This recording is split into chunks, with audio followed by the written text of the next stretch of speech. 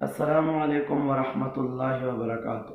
بسم اللہ الرحمن الرحیم، نحمدہ ونصلی علی رسولہ الکریم، اما بعد۔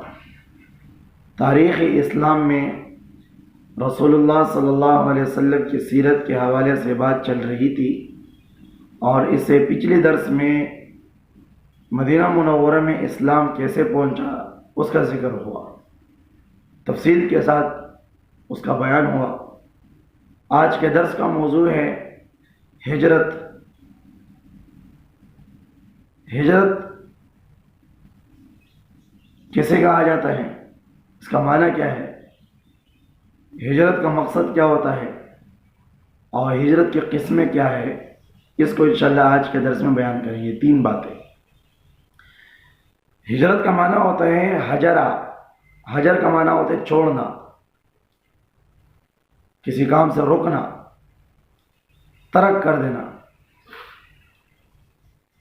اسی لیے تو گناہوں سے بچنے والے کو بھی مہاجر کہا، اپنے گناہوں کو چھوڑنے والا یہ مجاہد بھی کہلاتا ہے اور مہاجر بھی کہلاتا ہے۔ شریعت کے روح میں ہجرت کسے کہا جاتا ہے، جس ملک اور جس علاقے میں دین حق پر اور مذہب حق پر عمل کرنا مشکل ہو، دشوار ہو، وہاں تین چیزیں سامنے ہوتی ہے، تین حالات۔ ان تین باتوں میں سے ایک کو اختیار کرنا ہوتا ہے۔ پہلی بات یہ ہوتی ہے کہ آدمی اپنے ہتھیار ڈال دے، جیسے ماحول ہے ویسے زندگی گزارے، حق اور نہ حق نہ دے کے جیسے لوگ چلتے ہیں ویسے زندگی گزارے۔ ایک طریقہ یہ ہے۔ دوسرا طریقہ یہ ہے کہ آدمی ہتھیار اٹھا لے اور مقابلے میں آ جائے، اس بات کے مقابلے کے لیے کہ میں اپنے حق مذہب پر، اپنے حق دین پر عمل کروں گا، چاہے میری جان چلی جائے۔ طاقت ہے، مقابلہ ہے۔ دوسری صورت یہ ہوتی ہے۔ تیسری صورت یہ ہوتی ہے کہ آدمی اس علاقے سے ہجرت کر جائے، اس کو چھوڑ دے، اپنا گھر جائیداد، اپنے رشتہ دار، ان سب کو چھوڑ دے اور ایسے جگہ میں چلے جائے جہاں اپنے مذہب پر، اپنے دین پہ عمل کرنا آسان ہو۔ یہ تین صورتیں ہیں۔ پہلی صورت مداہنت کہلاتی ہے، یہ ہر جگہ میں حرام ہے، کسی وقت بھی اس کی اجازت نہیں ہے۔ خاص وقت میں صرف کلمہ کفر، اپنی جان بچانے کے لیے شرائط کے ساتھ، اس کے خاص شرائط ہیں، اس کی تفصیل ہے، اس کی اجازت ہے لیکن ہر جگہ نہیں ہے۔ قیامت کے دن کچھ لوگ عذر کریں گے اس حوالے سے، مداہنت کے حوالے سے بات کر رہا ہوں۔ جب ان کے اعمال دیکھے جائیں گے تو ان کے اعمال میں برائیاں ہوں گی، اللہ کے دین کے خلاف کام ہوں گے، تو ان سے پوچھا جائے گا، ہاں بھائی اللہ کے دین پہ عمل کیوں نہیں کیا؟ تو لوگ کہیں گے بھائی ہمارے لیے، ہمارے ملک میں، ہماری حکومت میں دین پہ، اپنے حق مذہب پہ عمل کرنا دشوار تھا، مشکل تھا، ماحول ہمارے خلاف تھا، حکومت ہماری خلاف تھی، تو ان کی عذر قبول نہیں ہوگی۔ ان سے کہا جائے گا الم تکن ارض اللہ واسعہ فتہاجروا فیہا، کیا اللہ نے زمین کو کشادہ نہیں بنایا، کہ اللہ کی زمین کشادہ نہیں تھی، تم ہجرت کر جاتے، جہاں تمہارے لیے دین پہ عمل کرنا آسان ہوتا تم وہاں چلے جاتے، تو یہ عذر قبول نہیں ہوگی۔ تو مداہنت حرام ہے ہر صورت میں۔ ہتھیار اٹھانے والی صورت، اس کو شریعت کے اصطلاح میں جہاد کہا جاتا ہے۔ اس کے بھی مختلف حالات ہوتے ہیں۔ حضور نے تو فرمایا الجہاد ماض الی یوم القیامہ، جہاد تو قیامت تک چلتی رہے گی، جہاد کا عمل قیامت تک چلتا رہے گا۔ اور جہاد کی مثال حضور نے جو اسلام اور دین کی مثال ایک اونٹ کے ساتھ دی، اونٹ، مختلف حصے، مختلف اعضاء، لیکن جو اسلام کا رکن ہے جب اس کا نمبر آیا تو حضور نے فرمایا کہ اسلام میں جہاد کی حیثیت ایسی ہے کہ جیسے کہ اونٹ کے بدن میں کوہان ہوتا ہے، جیسے کہ کوہان اونٹ کے بدن میں سب سے اونچا ہوتا ہے، تو یہی اسلام میں جہاد کا یہی مقام ہے۔ اسلام کی شان اور شوکت جہاد سے اونچی ہوتی ہے، بڑھتی ہے۔ تو اس کے مختلف حالات ہوتے ہیں، فرضیت کے اور وجوب کے، استحباب کے مختلف حالات ہوتے ہیں۔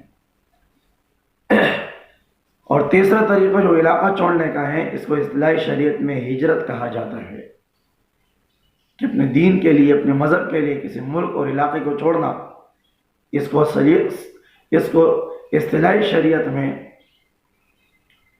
ہجرت کہا جاتا ہے، جو وقتاً فوقتاً حالات کے حساب سے کبھی فرض ہو جاتی ہے، کبھی واجب ہو جاتی ہے، کبھی مستحب ہو جاتی ہے۔ ہجرت کا مقصد کیا ہے؟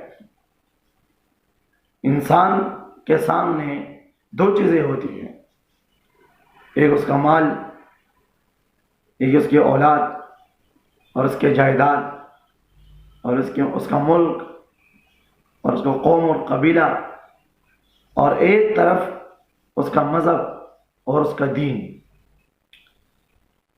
اب اس کو اختیار ہوتا ہے ان دونوں میں سے کس کو بھی لے لے۔ اگر وہ اپنے مال اور متاع کو لیتا ہے تو مذہب کو چھوڑنا پڑتا ہے۔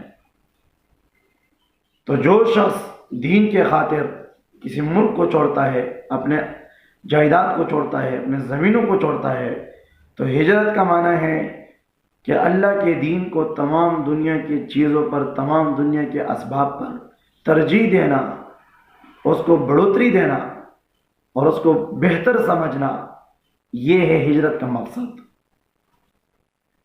ہوئے ہیں نبیوں، ہر نبی پر تقریباً یہ ہجرت کا دور آیا ہے۔ صحابہ کی زندگی دیکھے، حضور کی زندگی دیکھے، تو اللہ کے دین کے لیے، اللہ کے دین کو غالب رکھنا اور باقی دنیا کے تمام چیزوں پہ یہ ہجرت کا مقصد ہوتا ہے۔ یہی انسان پہ امتحان ہوتا ہے۔ اللہ انسان کو دیکھتا ہے کہ یہ اس کو مال زیادہ محبوب ہے یا دین زیادہ محبوب ہے۔ تو جو ہجرت کرتے ہیں اپنے دین پہ عمل کرنے کے لیے، اس کو دین محبوب ہے۔